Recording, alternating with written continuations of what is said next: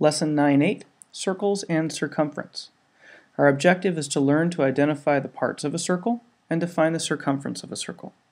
So a circle is all the points, a set of all points, the same distance from a given point. And that point right here is called the center. And the center we can label, we call that label that Z. So we can say that's the center. The center also tells us what the name of the circle is. So the name of this circle would be Z. There are also some other terms that you're going to want to know, and one of those is a chord. And a chord is just a line segment that has both endpoints on the circle. So I could just move around from anywhere from point to point. So as long as the two endpoints of that line segment are on the circle, that's a chord.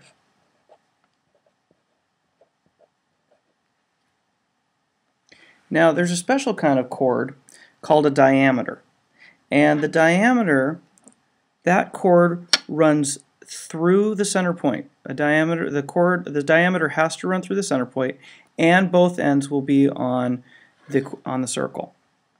So here is a diameter. Now this may be just one of the diameters. I could also go through and draw a diameter this way. I could draw a diameter this way. As long as it has both endpoints on the circle and it's going through the center point, it's the diameter. So here is a diameter. And diameter is also the longest chord. So a diameter is a special kind of chord, and it's the longest chord on a circle. And we can label these different points. For example, label that M and Y. So we would say our diameter is MY.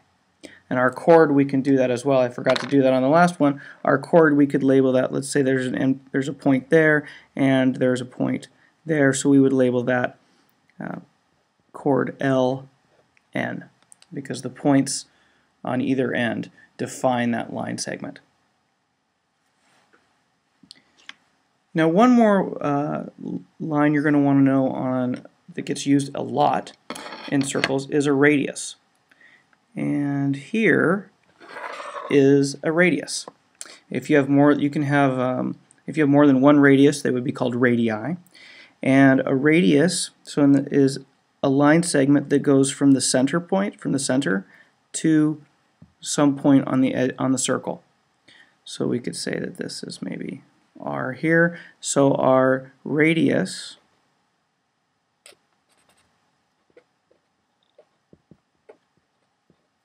would be ZR, and that's this line right there.